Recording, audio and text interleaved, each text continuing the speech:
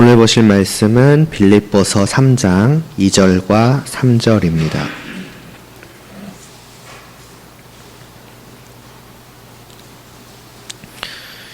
빌립보서 3장 2절과 3절 말씀 함께 봉독하시겠습니다. 개들을 삼가고 행악하는 자들을 삼가고 몸을 상해하는 일을 삼가라.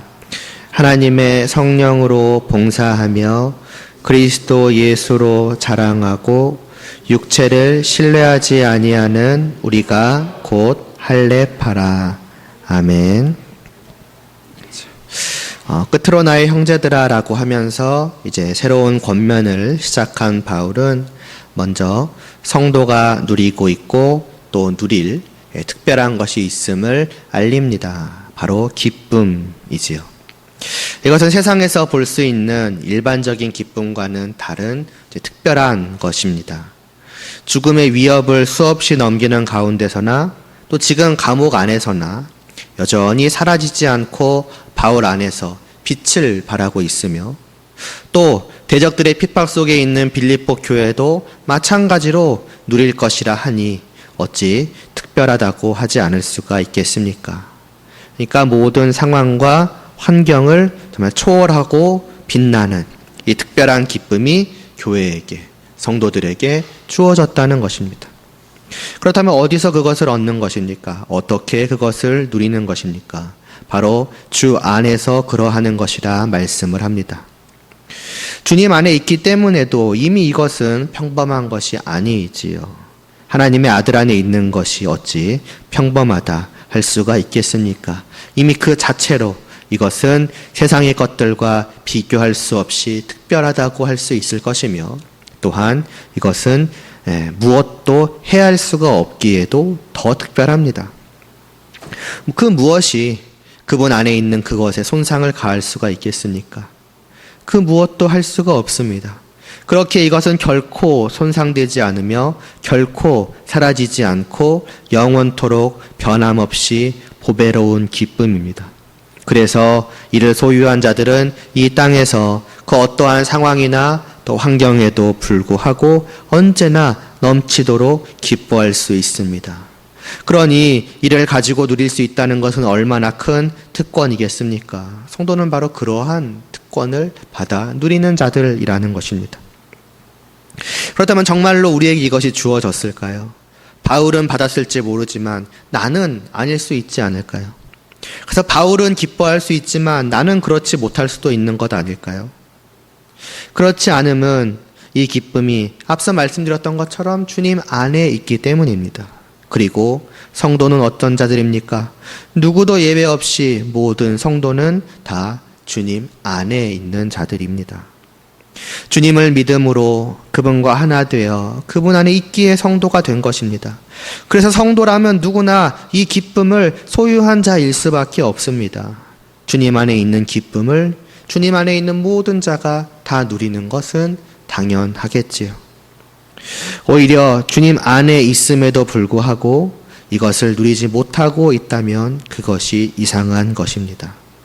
만일 내가 정말로 성도라면 말입니다. 우리는 주님 안에 있음에도 불구하고 정말 주님 안에 있는 그 특별한 것, 이미 우리에게 주어진 그것을 우리가 바라보지 못하고 별거 아닌 것처럼 어딘가 한 구석에 처박아 두고서 주님 밖에 있는 정말 그 비교할 수 없이 가치 없는 것들에 시선을 두고 또 그것을 사모하고 있고 그것을 찾고 또 구하고 있는 것은 아닌가 오히려 생각을 해볼 필요가 있습니다. 그리고 다시 우리의 시선을 우리가 마땅히 향해야 하는 그 주님 안으로, 주님 안에 있는 그 눈부시게 빛나는 기쁨 안으로 향할 필요가 있을 것입니다. 그러면서 이와 관련한 권면이 오늘 본문에서 계속해서 이어지고 있습니다. 당시의 교회 안에는 이러한 특별한 기쁨을 누리는 것에 있어서 중요한 문제가 있었습니다. 성도들이 이러한 기쁨을 알지 못하거나 혹은 이 기쁨을 가볍게 여기고 그 기쁨을 외면하고 있는 것도 물론 문제였을 수 있겠지만은 만약 그것만이 문제라면은 1절과 같이 이러한 기쁨이 있다. 왜 너희가 그것을 잊어버리고 있느냐? 왜 외면하고 있느냐? 그리고 이제 그것을 바라보라, 누리라 하면서 이 기쁨에 다시금 시선을 돌리게 한다면 그것으로 어떤 면에서는 충분할 것입니다. 그러나 2절부터의 권면을 볼 때에 적어도 빌립보 교회는 그렇게 알지 못하고 외면하고 있었던 것이 주요 문제는 아니었습니다. 오히려 이들의 진짜 문제는 그 기쁨을 얻고 또 누리고자 하는 바로 거기에 있었습니다.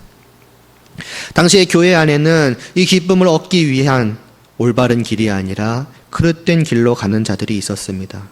그리고 그들은 자기들만 그 길로 가는 것이 아니라 다 같이 이 길로 가야 한다라고 소리를 높였으며, 그러한 그들의 모습과 그들의 가르침을 보고 들은 많은 성도들은 이 기쁨을 얻기 위해서는 저리로 가야 하는구나 하고 그들을 따라 그 길로 걸어가기 시작을 하였습니다. 그러나 참된 기쁨을 향하는 것처럼 보이는 그 길은 사실은 그 기쁨과 정반대로 이어진 길이었고, 그 길을 따르는 모든 자들로 하여금 주님 안에서 그 주어진 그 기쁨을 더 온전히 누리게 하는 것이 아니라 오히려 버려버리게 만드는 길이었습니다. 이런 문제가 빌립보 교회 안에 나타나고 있다라는 것을 알았기에 사도는 주 안에서 기뻐하라라고 하면서 그 길이 아니다, 그 길에 참 기쁨은 존재하지 않는다라고 알리고 있는 것입니다. 사도가 지금 빌립보 교회에서 일어나고 있는 이 문제를 얼마나 심각하게 여겼는지는 개들을 삼가고 행악하는 자들을 삼가고 몸을 상해하는 일을 삼가라고 하는 2절 말씀만을 보더라도 잘 알 수가 있습니다. 그냥 개들과 행악하는 자들과 몸을 상해하는 일을, 그러한 자들을 삼가라고만 말해도 되었을 것을 굳이 삼가라, 삼가라, 삼가라라고 이 짧은 말씀 속에서 같은 말을 3번이나 반복하고 있지 않습니까? 그만큼 이들을 삼가야만 할 것을 강력하게 권고하고 있는 것입니다. 그리고 여기서 삼가다라는 말은 이제 원래는 본다라는 뜻입니다. 그러니까 저들이 하는 것, 저들이 말하는 것을 정말 주의 깊게 살펴보고 경계하고 따르지 말고 거부하라는 것입니다. 그러니까 이렇게 생각을 해보시면 될 것 같습니다. 마치 이렇게 눈에 뭐가 그냥 씌인 것처럼 해볼래 하면서 저희로 가는 것이 정말 기쁨인가 무구나 하고 그냥 낭떠러지로 걸어가는 사람들을 생각해 보시면 됩니다. 뭔가 눈에 쓰여 있으니까 제대로 못 보는 거죠. 그러니까 이렇게 그냥 걸어가는 것입니다. 그러면서 저 앞에서 자기를 인도하는 자들의 그러한 정체도 제대로 알아보지 못하고 뭔가 빛나는 사람처럼, 정말로 나를 그 참된 기쁨으로 인도해 줄 사람처럼 이렇게 바라보고서 하고 걸어가는 사람들을 붙잡고 이렇게 뺨을 때리고 고개가 아니죠. 어깨를 붙들고 막 흔들면서 정신을 차리라고, 그러고 나서 조금 이제 뭔가 눈이 띄인 것 같으니까 딱 붙잡고 고개를 돌려 다시 한번 제대로 봐보라고, 지금 너가 어떤 길로 가고 있고 저 너를 인도한다고 생각하는 저 사람들이 어떤지 다시 한번 정신을 차리고 마치 보라고 하는 것과 같은 그 말씀이 지금 여기서 사도 바울이 말씀하고 있는 삼가라, 보라라는 그러한 말씀의 어떤 뉘앙스라고 생각을 해보시면 될 것 같습니다. 그때서야 정신을 차리고 눈을 비비고 다시 한번 제대로 보니까 자기가 가고 있는 길은 자기가 생각했던 그 길이 아니고, 자기를 인도해 준다고 생각했던 그 사람은 자기가 생각했던 것과 전혀 다른 사람이라는 것이 비로소 그 눈에, 말하자면 그 영혼에 들어오게 되겠지요. 그리고 소스라치게 놀라면서 내가 이런 길로 가고 있었나? 그리고 재빠르게 뒤로 돌이키지 않겠습니까? 그렇다면 사도가 삼가라고 하였던 사람들은 누구입니까? 개와 행악하는 자와 몸을 상해하는 일을 하는 자들입니다. 세 종류의 사람들을 말하는 것이 아니라 같은 사람들을 이렇게 3가지로 묘사하고 있는 것이고, 이를 통해서 어떤 그들의 실체와 그들의 위험성을 좀 더 명확하게 드러내고 강조하고자 하는 것입니다. 먼저 이들을 가리켜서 개라고 하는 것만 봐도 사도가 이들을 어떻게 생각하고 있는지가 잘 드러납니다. 사람을 개에 비유한다는 것 자체가 그러지 않습니까? 게다가 그냥 주인 없이 길거리에서 배회하는 거칠고 사납고 더러운 그러한 들개를 생각을 해보시기 바랍니다.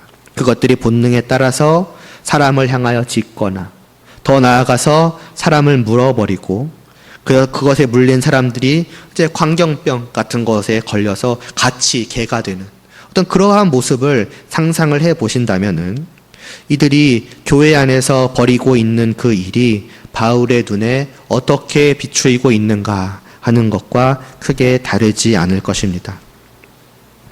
그래서 마태복음 7장 6절에서는 개를 비유로 예수님께서 말씀하시기를 거룩한 것을 개에게 주지 말며 너희 진주를 돼지 앞에 던지지 말라. 그들이 그것을 밟고 돌이켜 너희를 찢어 상하게 할까 염려하라라고 하셨습니다. 아무래도 돼지보다는 개가 좀 잘 와닿을 테니까요. 개에게 진주를 준다고 생각을 해본다면은 그들은 사람과 같이 그 진주의 가치를 알고 그 진주를 그대로 누리는 것이 아닐 것입니다. 그들은 그것을 물고 뜯고 짓밟으며 그것을 즐거워할 것입니다. 꼭 어떤 악의가 있어서라기보다는 그냥 그 개라는 습성상 그냥 그게 그들이 즐기는 방법입니다. 사람이 아니라 개이기에 그렇게밖에 그들은 그 복된 것을 누릴 줄 모릅니다. 그 복된 것을 그렇게 마음껏 망가뜨리는 것을 그들은 그것을 누리는 것이라 생각을 합니다. 그리고 그렇게 함으로써 그것을 누리고자 하는 자가 그것을 누릴 수 없게 만들고 더 나아가서는 그 진주를 가져다가 다시 원상복구시키고 그것을 제대로 누리고자 하는 자들을 향하여서 짓고 가져가지 못하게 으르렁대고 더 나아가서는 공격하게까지 합니다. 마치 그런 것입니다.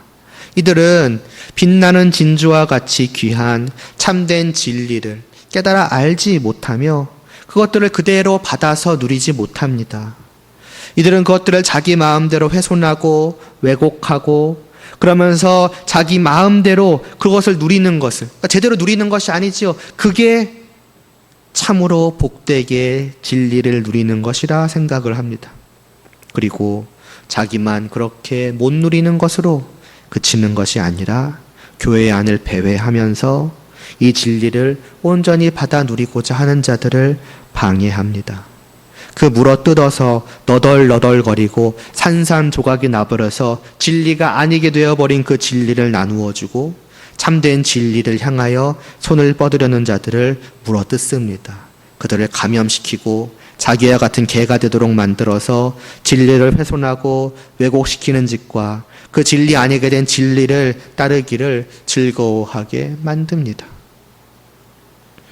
그래서 바울은 이들에 대해 또 말하기를 행악하는 자들이라고 악을 행하는 자들이라고 말하는 것입니다.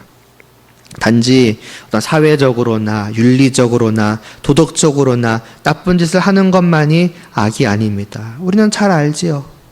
하나님의 말씀을 대놓고 어기는 것, 하나님의 말씀과 대놓고 반대되는 것을 행하는 것이 바로 악 아니냐?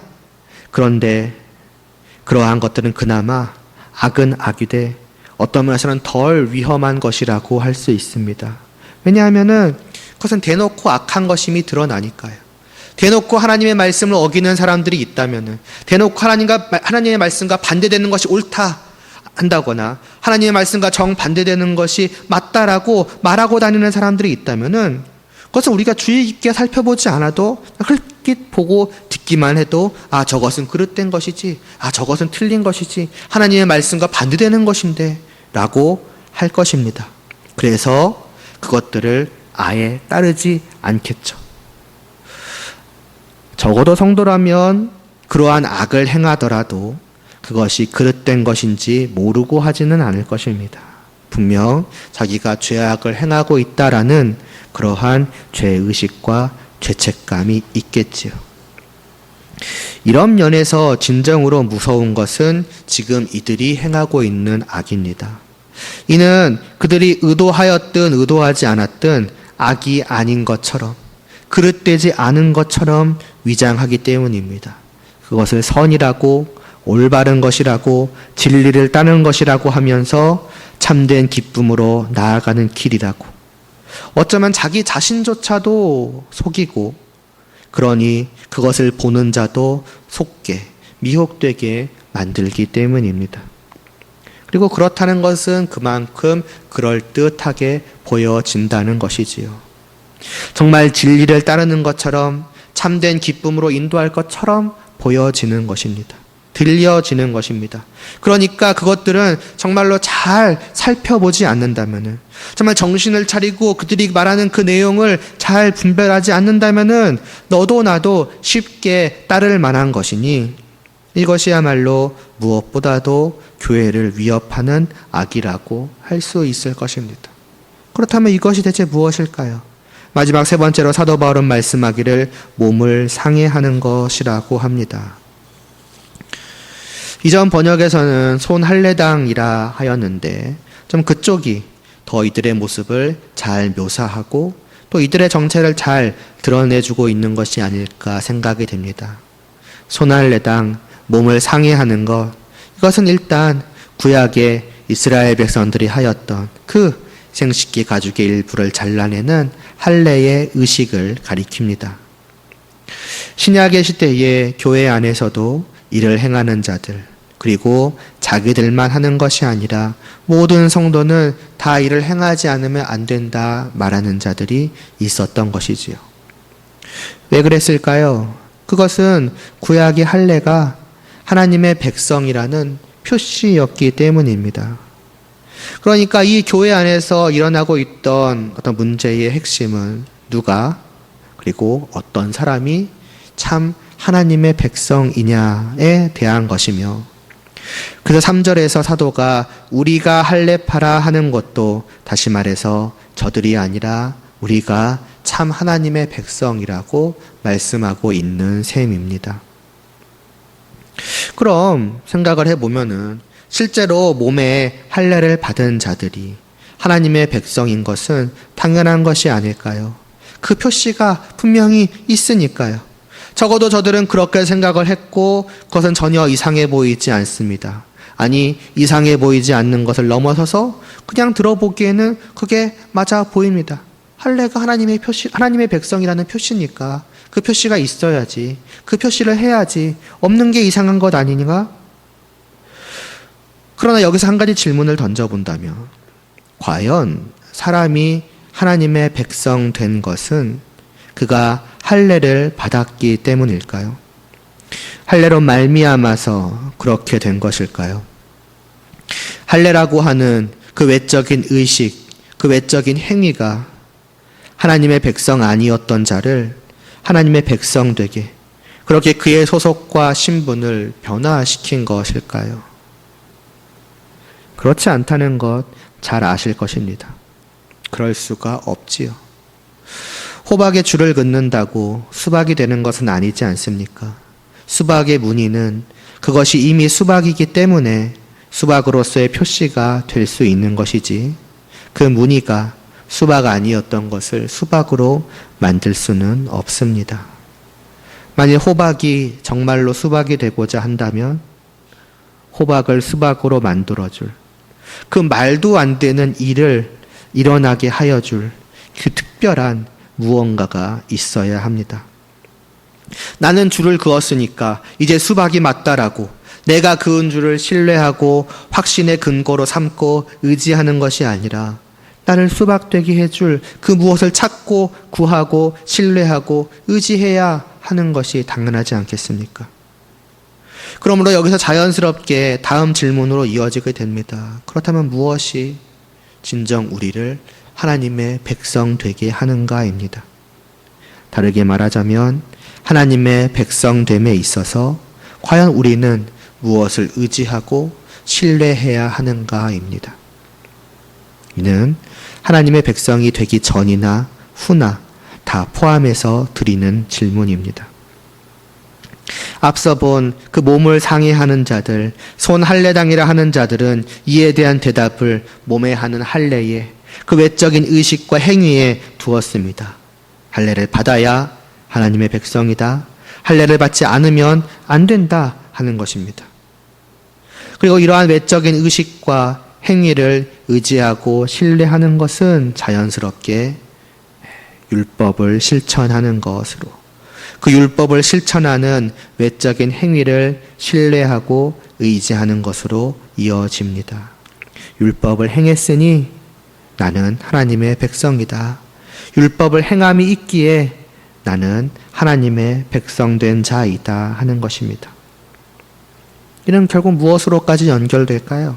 결국 율법을 행하는 나, 율법을 행해낸 나를 나의 구원의 근거로, 하나님의 백성됨의 근거로 삼는 것으로까지 이어집니다. 그러면서 자기만 그렇게 생각하고 자기만 그렇게 하는 것이 아니라 다 그러해야 한다는 것입니다. 개처럼 그냥 보이는 모든 사람들을 다 물어뜯고 다니는 것입니다. 그리고 그러한 공격을 조심해서 살피고 분별하지 않는 성도들은 죄다 거기에 물려서 옮아가는 것이지요. 그렇겠지요. 겉으로 볼 때, 그냥 볼 때 이것은 악한 것처럼 보이지 않으니까요. 몸을 해야 하는 할례야 그래도 좀 거리낌이 있을지라도 그것이 악한 것이라고까지는 보이지 않을 것이며, 율법을 행하는 것, 하나님의 말씀을 지키는 것, 이것은 당연한 것이고 선한 것으로 보이기까지 할 것입니다. 그러니까 생각 없이 물리는 것이지요. 그 갈갈이 찢겨지고 왜곡된 그 진주를 받아들이는 것입니다. 아, 그런가? 아, 그렇겠구나. 그거였구나 하게 되는 것입니다. 그러나 결코 그렇지 않다는 것이지요. 그것은 사람이 아니라 개가 되는 길입니다. 이는 할례파처럼 보이나 참 할례파가 아닌 거짓 할례파로 향하는 길이요, 주님 안에서 참 기쁨을 누리는 길처럼 보이나 오히려 그 모든 것을 내어 던지는 길입니다. 3절에서 사도는 무엇라고 말씀을 하고 있습니까? 어떠한 사람들이 참 할례파라고 합니까? 하나님의 성령으로 봉사하며 그리스도 예수로 자랑하고 육체를 신뢰하지 아니하는 우리가 곧 할례파라 말씀을 합니다. 먼저 할례파 곧 참 하나님의 백성은 하나님의 성령으로 봉사하는 자들입니다. 진리는 결코 행위를, 그러니까 율법을 부정하지 않습니다. 참 할례파라, 참 하나님의 백성이라 하는 자들 역시도 당연하게도 봉사합니다. 하나님을 예배하며 또 섬기며 하나님을 향하여 하나님의 말씀을 지키는 것, 순종하는 것, 율법을 따르는 것 당연히 합니다. 그러므로 만일 자기의 행위를 의지하지 않고 신뢰하지 않아야 한다라고 하면서 행위 자체를, 율법을 따르는 것 자체를 부정하는 자가 있다면 사실은 그 사람 또한 다른 종류의 개일 뿐입니다. 그렇다면 참 할례파와 거짓 할례파는 무엇이 다른가요? 중요한 것은 이 봉사가 하나님의 성령으로 한다는 점에 있습니다. 내가 합니다. 내가 봉사합니다. 그러나 내가 한 것이 아닙니다. 내가 예배드리고 내가 헌신하고 내가 순종하고 내가 지키고 내가 따르고, 그런데 그 모든 것을 조금도 내가 한 것으로, 그러니까 나의 공로로 여기지 않습니다. 참 할례파와 거짓 할례파의 차이는 바로 여기에 있습니다. 왜 내가 했는데 내가 한 것이 아닙니까? 이것은 내 안에 계신 하나님의 성령으로 말미암은 것이기 때문입니다. 성도는 바로 이것을 알고 인정하는 사람들입니다. 아니, 그럴 수밖에 없는 사람들입니다. 왜냐하면 본래의 나라고 하는 자는 오직 죄악될 뿐이요 죽어 있는 자라고 하는 것을 잘 알기 때문입니다. 죽은 자는 아무것도 할 수 없습니다. 죄인은 행하는 모든 것이 오직 죄일 뿐입니다. 그러니까 죄인이라고 하는 것 아니겠습니까? 그런 내가 봉사를 한다고요? 하나님을 예배하고 하나님을 위해 헌신하고 하나님의 말씀을 따르기를 원하고 또 그렇게 한다고요? 그런 선함과 의로움이 나로부터 나온다고요? 그것은 절대로 내가 한 것일 수가 없는 것입니다. 내게 오셔서 그 죽은 나를 살리신 하나님의 성령으로 말미암은 것일 수밖에 없습니다. 그분이 나의 영혼을 살리시고 하나님의 말씀에 나의 마음이, 나의 영혼이 향하게 만드시고 그것을 따르기를 원하고 기뻐하게 만드셨고 그리고 그것을 기꺼이 행하도록 만드셨기 때문입니다. 그래서 우리가 앞에서 본, 이전에도 중간에 한 번 더 말씀드린 적이 있었는데 빌립보서 1장 6절에서 이미 사도는 말씀하고 시작하지 않습니까? 너희 안에서 착한 일을 시작하신 이가 계시다라고 말입니다. 그래서 참 할례파, 참 하나님의 백성은 하나님의 말씀을 지키며 나의 모든 삶으로 하나님을 예배하기 위해 힘쓰고 심지어는 그것을 해내되 그것을 자기의 공로로 여기지 않고 그 모든 공로에 대한 감사를 하나님께 돌립니다. 그러니까 몇 번 말씀드린 것처럼 자기가 다 해놓고 자기가 하나님께 헌신하고 희생하고 다 해놓고 오히려 하나님께 감사를 돌리는 이상한 사람들이 성도인 것입니다. 그런데 그 이상한 것이 전혀 이상하지 않게 스스로 여기는 것이 또 성도입니다. 나한테는 그것이 너무나도 분명하니까요. 나가 어떤 자인지를 알고 하나님을 알고 내 안에 계신 하나님의 성령을 알기 때문에 이것은 나에게 전혀 이상한 일이 아니라 오히려 당연한 일이 될 수밖에 없는 것입니다. 내가 한 이 모든 것을 나로 하여금 하게 하여 주신, 이전까지는 죄를 지을 수밖에 없었던, 오직 죄를 생성할 뿐인 나로 하여금 이와 같이 하나님의 말씀을 따라 선과 의를 행할 수 있게 하여 주신 하나님 아버지 감사합니다가 자연스러운 고백입니다. 그게 성도라는 것이지요. 반대로 생각하면 만일 이러하지 않는다면 그 사람은 어떠한 사람이겠습니까? 자기가 어떤 사람인지도 모르고 하나님도 모르고 하나님의 성령도 모르는 사람입니다. 그러니까 죄인이요 죽어있는 나인데 아니다, 나는 살아있기에 선을 행할 수 있다라고 당당하게 생각하고 말할 수 있는 것 아니겠습니까? 아니 내가 했는데 내가 한 게 아니라는, 내가 했는데 내가 감사를 받기를커녕 내가 칭찬을 받기는커녕 오히려 내가 감사하는 이 말도 안 되는 일을 어떻게 이해할 수가 있겠습니까? 그들로서는 너무나도 당연하게 내가 한 건 내가 한 거고 내가 한 건 내 공로고 그래서 내가 한 거에 대한 칭찬, 대가, 보상은 지극히 당연한 것입니다. 내가 했으니까요. 그러니 내가 나로 하나님의 백성 되게 하였다고, 나의 헌신과 수고와 희생과 노력이 나를 하나님의 백성 되게 만들었다고, 내가 이렇게 하였으니, 내가 지금껏 이렇게 살아왔으니 나는 구원을 받은 자라고 말할 수밖에 없을 것입니다. 이렇게 하나님도 모르고 하나님의 성령도 모르는 자들, 다르게 말하자면 하나님과 하나님의 성령과 아무런 관계가 없는 사람을 과연 참 할례파라, 참 하나님의 백성이라 과연 말할 수 있겠습니까? 오늘은 여기서 말씀을 마치고 3절 남은 그 두 가지와 또 그 다음에 이어지는 말씀은 다음 시간에 이어서 전하도록 하겠습니다. 다만 마치기 전에 여기까지의 말씀만을 놓고서 과연 우리들 자신은 과연 어떠한가를 생각해 보아야 할 것입니다. 아까 이제 호박과 수박 얘기를 했으니까요. 만일 호박이 우리 눈앞에 와서 나는 이제 줄을 그었으니까 수박이 맞다라고 말한다면은 우리는 그것이 얼마나 말도 안 되는 소리이며 어리석은 생각인지를 금방 알아챌 것입니다. 말도 안 되는 소리 하지 말라고, 정신 차리라고, 너가 그은 줄이 너를 수박으로 만들어줄 리가 없지 않겠느냐고 아마 말하겠죠. 그 헛되고 어리석음에 아마 안타까워하면서 그럽니다. 그렇게 해서 되는 게 아닌데, 정말 수박이 되기를 원한다면 전혀 다른 길을 찾아야 하는데, 정말 호박을 수박으로 만들어줄 그 말도 안 되는 일을 능히 가능케 하시는 그 전능하신 누군가를 찾아야 할 것인데 오직 그 길뿐인데 왜 저렇게 생각을 할까? 왜 저렇게 당당하게 확신할까? 어떻게 하면 좋을까? 어떤 그런 식으로 생각하지 않겠습니까? 비슷하게 이미 수박이 된 호박이 수박이 된 이후로도 계속해서 스스로에게 열심히 줄을 그으면서 내가 이렇게 해야지 계속해서 수박일 수 있다고. 내가 이렇게 해야 끝까지 수박으로 남아있을 수 있다고. 다시 호박이 되지 않을 수 있다고.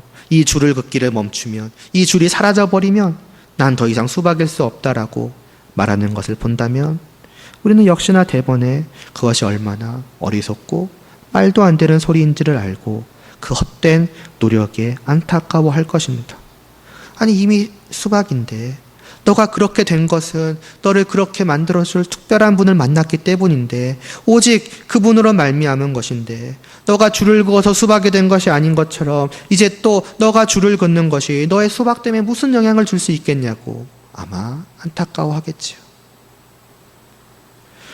그런데 이렇게 당연하게 알아차릴 수 있는 것이 성도로서 율법을 행하는 것을 바라볼 때에는 잘 알아차리지 못하니 참 이상한 일이 아닐 수 없습니다. 우리를 볼 때는 제대로 보지 못하고 있는 것입니다. 우리는 너무나도 쉽게 나 자신과 나 자신의 행위를 신뢰하고 의지하고는 합니다. 내가 긋는 줄이 무언가 하나님의 백성됨에 주 안에서 기쁨을 누림에 영향을 줄 수 있을 것처럼 생각을 합니다. 그것이 나로 하나님의 백성 되게, 그것이 나로 참 기쁨을 누리게 만들어줄 것이라고 너무나도 당연하게 확신을 합니다. 내가 할 수 있다고, 그리고 내가 마침내 해냈다고. 그리고 그런 나를, 그리고 그러한 나의 행위를, 내가 해내왔던 그 모든 것들을 우리는 소중하게 품습니다. 이것이 나를 구원할 것처럼, 이것을 잃어버리면 내 구원이 사라져버릴 것처럼 말이지요. 절대로 포기하지 못하고 그것이 아니라고, 그것은 이제 내려놓아도 된다고 말해도 절대로 내려놓지 않습니다. 오히려 그것을 이제 모두가 볼 수 있게끔, 더 나아가서는 하나님이 보시게끔 자랑스럽게 이렇게 들어 올리기까지 하죠. 보라고, 내가 해놓은 것이라고, 하나님 보시라고. 이 정도면 내가 하나님의 백성 되기에 충분하지 않냐고. 그것이 이제 3절 뒷부분에 이어지는 내용인데 아무튼 그것은 다음번에 보기로 하고요. 혹 우리는 이렇게 말할지 모릅니다. 호박이 긋는 줄과 내가 행한 것을 어떻게 같은 수준으로 말할 수 있냐고, 그렇게 폄하할 수 있냐고, 전혀 다른 것이라고 말입니다. 그러나 아마 그것은 호박도 똑같이 말할 것입니다. 내가 그은 줄을 폄하하지 말라고. 이것은 정말로 나를 수박되게 만들어줄 줄이라고. 내가 얼마나 혼신을 기울여 그은 줄 아냐고, 얼마나 예쁘고 아름답고 멋지게 잘 그은 줄 아냐고, 진짜 수박에 그어진 것보다 훨씬 더 정교하게 잘 그은 것이라고 하지 않겠습니까? 물론 당연하게 또 호박과 우리는 전혀 다르죠. 그러나 그것은 우리와 하나님을 비교하였을 때도 마찬가지입니다. 우리는 사람 앞에 선자가 아니요 하나님 앞에 선자입니다. 우리가 저런 호박이 만약에 정말로 말을 한다고 쳤을 때 우리에게 하는 것과 말하는 것을 볼 때에 느끼는 것을 과연 하나님께서 우리를 바라보실 때에 느끼지 않으실까요? 우리는 다시 한번 정말 눈을 제대로 뜨고 볼 필요가 있습니다. 교회 안에서 보여지는 일들, 또 내 스스로의 모습을 제대로 보고 분별해야 합니다. 눈에 무언가 씌인 채로 바라보았던 그 빛나는 모든 것들의 실체를, 또 내가 지금 소중하게 품고 놓지 않으려고 하는 그것들의 진정한 모습을 우리는 보아야 합니다. 과연 이것이 내가 품고 있을 만한 것인가? 더 나아가서는 사람 앞에서, 아니 사람을 떠나 하나님 앞에서 과연 높이 올리고 비추일 만한 것인가? 우리는 다시 바라볼 필요가 있을 것입니다. 삼가라, 삼가라, 삼가라 하고 보라, 보라, 보라고 한 이러한 사도의 간절한 외침이 우리에게 들려질 수 있기를 바라며 기도드리겠습니다. 하나님 아버지, 흐릿한 눈으로 바라볼 때에는 우리의 영혼에 무언가가 씌어진 것처럼, 그런 어두운 눈으로 바라볼 때에는 그렇게 빛나 보았고, 그렇게 기쁨으로 향하는 길처럼 보였고, 또 그렇게 인도해 줄 사람처럼 보였던 모든 것들이 과연 정말로 그러한지요. 어쩌면 우리는 알지 못하는 새에 개에게 물려서 마치 광경병에 걸린 그러한 사람 마냥 그렇게 보고 말하고 행하고 걸어가고 있었던 것은 아니었는지요. 과연 우리와 우리의 행위 앞에서 우리의 마음이 어떠해 왔는지를 돌아볼 수 있게 하여 주시옵시고, 우리의 모든 행위는 오직 우리 안에 계시는 성령님으로 말미암은 것임을 우리가 다시 한번 깨닫게 하사, 내가 품고 있던 그것들이 더 이상 품을 것이 아님을, 내려놓을 것임을, 오직 나는 내 안에 계신 그 성령님만을 정말 귀하게, 정말 간직하고 붙들고 놓지 않아야겠다라는 그러한 마음을 가질 수 있게 하여 주시옵소서. 예수님의 이름으로 기도드리옵나이다. 아멘.